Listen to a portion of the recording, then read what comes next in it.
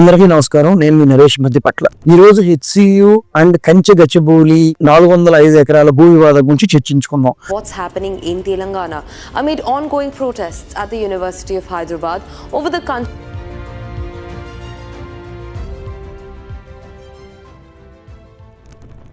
అసలు ఈ భూములు ఎవరివి?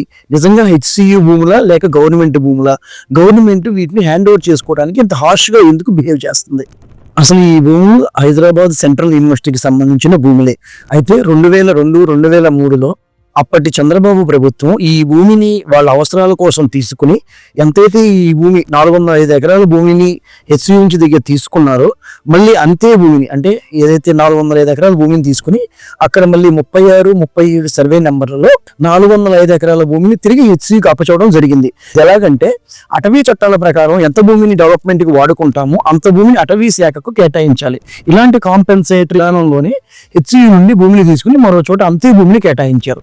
ఈ 400 ఎకరాల భూమిని IMG academies Bharat private limited కు 2003 జనవరి 13న టీడీపీ గవర్నమెంట్ కేటాయించింది. అప్పుడు గవర్నమెంట్ లో లాస్ట్ గవర్నమెంట్ చేంజ్ అవుతుందనో లేదు డెవలప్మెంట్ కి టైం పడుతుందనో వాళ్ళు ఇమీడియట్ గా అక్కడ వర్క్ అయితే స్టార్ట్ చేయలేదు. అయితే 2004లో గవర్నమెంట్ చేంజ్ అవ్వటం వలన అప్పటి రాజశేఖర రెడ్డి గవర్నమెంట్ 2006లో ఈ భూమిలో ఎటువంటి నిర్మాణాలు కానీ ఎటువంటి డెవలప్మెంట్ చేయనందుకు 2006 నవంబర్ 21న వైఎస్ఆర్ ప్రభుత్వం ఆ కేటాయింపుని రద్దు చేసింది. ఈ భూమిని ఏదైతే ఆ 405 ఎకరాల భూమిని రద్దు చేసి ఐఎంజీ కంపెనీ నుంచి రద్దు చేసి AP youth advancement tourism and cultural department కు కేటాయించింది. ఇది ఎలాంటి సంస్థ అంటే సేమ్ కేంద్ర ప్రభుత్వ సంస్థ అయిన సిసిఆర్టీ లాంటి సంస్థనే. ఇంతవరకు బానే ఉంది. ఈ భూములను ఎప్పుడైతే రాజశేఖర రెడ్డి గవర్నమెంట్ రద్దు చేసిందో ఐఎంజీ కంపెనీ ఇమీడియట్ గా 2006లో హైకోర్టులో రిట్ పిటిషన్ దాఖలు చేసింది. అయితే అప్పటి నుంచి వాళ్ళు హైకోర్టులో సుప్రీంకోర్టులో పోరాడతా 2024 మార్చి 7న హైకోర్టు ఈ భూములు ప్రభుత్వానివేనని తేల్చి చెప్పింది. అంటే ఎగ్జాక్ట్లీ 1 year బ్యాక్. ఇవాళ మనం 2025 మార్చిలో ఉన్నాం. లాస్ట్ ఇయర్ మార్చిలో 2024 మార్చిలో గవర్నమెంట్ ఈ భూములు ప్రభుత్వానివేనని తేల్చి చెప్పింది. అట్ ద సేమ్ టైం ఎప్పుడైతే ఈ భూములు గవర్నమెంట్ తేల్చి చెప్పిందో గవర్నమెంట్ ఆ భూముల్ని ఈ సంవత్సరం అంటే 1 year తర్వాత 2025 ఏప్రిల్లో వాటిని హ్యాండ్ ఓవర్ చేసుకోవటం కోసం రంగంలోకి దిగింది. ప్రతిపక్షాల ఆందోళన, సామాజిక కార్యకర్తల వేదన, హెచ్సియు విద్యార్థుల పోరాటం. ప్రతిపక్షాల వెర్షన్ ఏంటంటే పర్యావరణాన్ని దెబ్బతీసి అక్కడున్న చెట్లు కొట్టేసి అక్కడున్న జంతువుల్ని రోడ్ల మీదకి పంపించి వాటిని ఇబ్బంది పెడుతున్నారు అనేది ప్రధానమైన ఆరోపణ. At the same time last time మేము వేలం వేసినప్పుడు ఎకరం కోకాపేటలో 100 కోట్లు, మోకిలాలో వచ్చేసరికి 50 కోట్లు పలికింది. అట్లనే ఈ భూములు కూడా సిటీ హార్ట్ సెంటర్ లో ఉండటం వలన దీన్ని వేలం వేసి ఐటీకి కానీ మిగిలిన హైరైజ్ అపార్ట్మెంట్లకు కానీ కేటాయిస్తారేమోనని వాళ్ళ ఆందోళనలో మనం అర్థం చేసుకోగలుగుతున్నాం.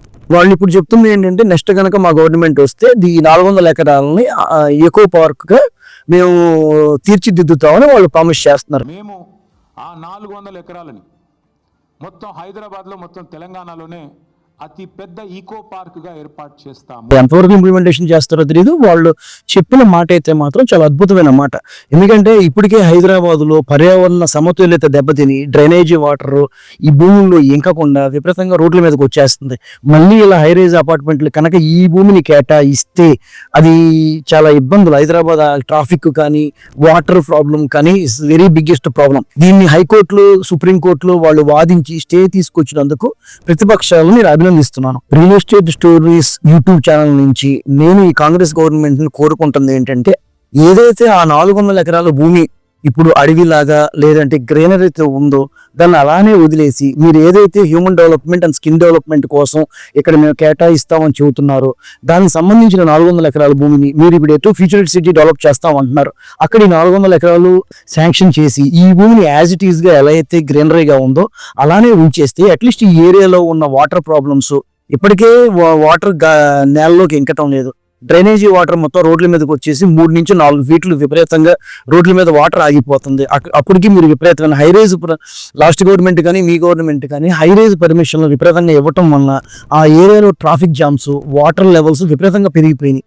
ట్రాఫిక్ ఎందుకు పెరిగింది అంటే ట్రాఫిక్ ఇప్పుడు మనం 10 మంది ఉండాల్సిన చోట 300 మంది ఉంటున్నాం. అంటే 10 అపార్ట్మెంట్లు ఒకవేళ G+5 కట్టుంటే అక్కడ G+5లో ఎంతమంది ఉంటారు? 10 మంది ఉంటారు. కానీ మీరు 1000 గజాలలో G+13, G+14 పర్మిషన్ ఇస్తే రేపొద్దున ఈ ఏరియా అంతా విపరీతమైన వాటర్ స్క్వేర్ సిటీ వస్తుంది. రేపొద్దు మీరు 10 ఏళ్ల తర్వాత ఈ రకంగా హై రైజ్లు కట్టుకుంటా, ఈ రేట్లు పెంచుకుంటా, విపరీతంగా హై రైజ్ అపార్ట్మెంట్లు కట్టడం వలన 10 ఏళ్ల తర్వాత ఒక ఫ్యామిలీ కనుక అక్కడ నివసిస్తూ వాటర్ కోసం మినిమం 40,000 నుంచి 50,000 మెయింటెనెన్స్ కట్టే పరిస్థితులు వస్తాయి. ఇప్పటికే 3 నుంచి 4 ఫీట్లు రోడ్డు మీద వాటర్ స్టాగ్నేట్ అని చెప్తున్నాం. ఇది పర్సనల్ ఎక్స్పీరియన్స్. చాలా మంది సామాన్యులు మీ గవర్నమెంట్ వలన, మా గవర్నమెంట్ వలన, ఈ గవర్నమెంట్ మాది కాదు, పెద్దోళ్ళకి ఇదంతా, ఇక్కడ ఏ ప్రాబ్లం వచ్చినా కూడా వీళ్ళు రెక్టిఫై చేయరు అనే వేదన వాళ్ళకు ఉంది. మీరు అలానే ఇప్పుడు వరకు కూడా ఏది చేసినా, సపోజ్ హైడ్రా అన్నారు, బట్ మీరు ఎంతవరకు ఇంప్లిమెంటేషన్ చేశారు? అద్భుతమైన మేము పాలసీ తీసుకొచ్చాము, దీనివల్ల హైదరాబాద్ డ్రైనేజీలు కానీ చెరువులు కానీ అద్భుతంగా మీకు ఉపయోగంలోకి వస్తాయి, అన్అఫీషియల్ కన్స్ట్రక్షన్స్ ఉండవు అని చెప్తే మేము నమ్మాం. బట్ మీరు ఏదో సామాన్యుల్ని ఒకళ్ళిద్దరు హౌసులు పగలగొట్టి మళ్ళీ అక్కడతో ఆపేశారు. బట్ ఎంతమంది పెద్ద పెద్ద అపార్ట్మెంట్లు చెరువుల పక్కన కట్టారు, ఎంతమంది పెద్ద పెద్ద కన్స్ట్రక్షన్స్ నాలాల పక్కన కట్టారు, బట్ మీరు ఎందుకు దాన్ని టచ్ చేయలేదు? అంటే మీ పాలసీలు మారినాయి. వాళ్ళని ఎంతో కొంత మీరు వాళ్ళకి ఏదైతే మీకు ఆ ప్రాంతాలు ఉన్నాయో వాటిని మళ్ళీ కూడా మీరు రెక్టిఫై చేశారు. అంటే వాళ్ళ దగ్గర నుంచి మీరు ఏదైతే ఎల్ఆర్ఎస్, బిఆర్ఎస్ ఎలా అయితే మీరు ఫీజులు తీసుకుని వాటిని రెగ్యులరైజేషన్ చేస్తారో, ఎట్ ద సేమ్ టైం మళ్ళీ లాస్ట్ 1 year నుంచి మీరు ఒక్క కన్స్ట్రక్షన్ కూడా కూలగొడతాం కానీ దాన్ని రెక్టిఫై చేయడం కానీ నేను చూడలేదు. వాళ్ళ దగ్గర నుంచి మీరు డబ్బులు తీసుకున్నారో, వాళ్ళు రెగ్యులరైజ్ చేశారో, ఇప్పుడు వరకు అయితే దానికి ఫుల్ ప్లేజ్డ్ క్లారిటీ లేదు. ఇట్లానే మీరు ఇప్పుడు ఈ మధ్య చేసిన మంచి పరిణామం ఏంటంటే హైదరాబాద్ హెచ్ఎండిఏ పరిధి నుంచి హెచ్ఎంఆర్ అంటే హైదరాబాద్ మెట్రో రీజన్ అంటే ప్రపోజ్డ్ రీజనల్ రింగ్ రోడ్డు వరకు మీరు రోడ్లు విస్తరణ కానీ, మంచినీటి వసతి కానీ, డ్రైనేజీ వసతి కానీ పెంపొందించడం కోసం మీరు హెచ్ఎంఆర్లో కలిపారు. అంటే ఇక్కడ నుంచి యావరేజ్గా 20-30 కిలోమీటర్స్ వరకు ట్రాన్స్పోర్ట్ బాగా పెరుగుతుంది. ఆ ఇల్లు కట్టుకోవడానికి అన్నిటికీ కూడా అనుకూలంగా ఉంటుంది. అట్ ద సేమ్ టైం మీరు హాట్ సిటీలో ఉన్న ఈ పచ్చని చెట్లు కలిగి ఉన్న ప్రాంతాన్ని మళ్ళీ హైరేజ్ అపార్ట్మెంట్లు కనుక మీరు ఇచ్చినట్టయితే అది మిమ్మల్ని ఈ సమాజం ఏదైతే తెలంగాణ సమాజం మిమ్మల్ని క్షమించదు, హర్షించదు. నేను పర్సనల్గా చేసే విన్నపం ఏంటంటే ఆ భూములను యాజ్ ఇట్ ఈస్గా అలా వదిలేసి హైదరాబాద్లో ఉన్న 111 జీవోలు కానీ, పెరి అర్బన్ జీవోలు కానీ, కన్జర్వేషన్ జీవోలు కానీ దయచేసి మీరు రెగ్యులరైజేషన్ చేయొద్దు. అవి గ్రీనరీ పెంపొందించడం కోసం అలానే ఉంచి అక్కడికి 5 కిలోమీటర్లు 10 కిలోమీటర్ల అవతల రెసిడెన్షియల్ ఏరియాని డెవలప్ చేయవలసిందిగా విన్నవించుకుంటున్నాం. At the same time Hyderabad ఇన్వెస్టర్లకు కూడా ఒక సూచన, మీరు ఒకే చోట హై రేజ్లో 50 ఫ్లోర్లు 30 ఫ్లోర్లు 40 ఫ్లోర్లు ఉన్న చోట ఇన్వెస్ట్మెంట్ చేసి రేపొద్దున పర్యావరణానికి లేదు మీ పిల్లలకి మాత్రం దీన్ని ఒక రకమైన శాపంగా మాత్రం మార్చొద్దని చెప్తున్నాను. మీకు ఇప్పుడు ఏదైనా ఇల్లు కొనుక్కోవాలి ముందు ఒక 20 కిలోమీటర్లు 30 కిలోమీటర్లు వెళ్తే లాట్ ఆఫ్ లేఅవుట్స్, డెవలప్మెంట్ అయిన లేఅవుట్లు ఈ ఔటర్ రింగ్ రోడ్ నుంచి టువర్డ్స్ రీజనల్ రింగ్ రోడ్, ఇప్పుడు ప్రపోజల్ రింగ్ రోడ్లు 30-40 కిలోమీటర్ల లోపు చాలా లేఅవుట్లు ఉన్నాయి. అక్కడ ఇన్వెస్ట్ చేయండి. అక్కడ ఇన్వెస్ట్ చేసి ఏదన్నా మీరు G+1, G+3, G+4 అక్కడ కన్స్ట్రక్షన్ చేసుకుంటే ఎంట్లో ఇచ్చుకోండి.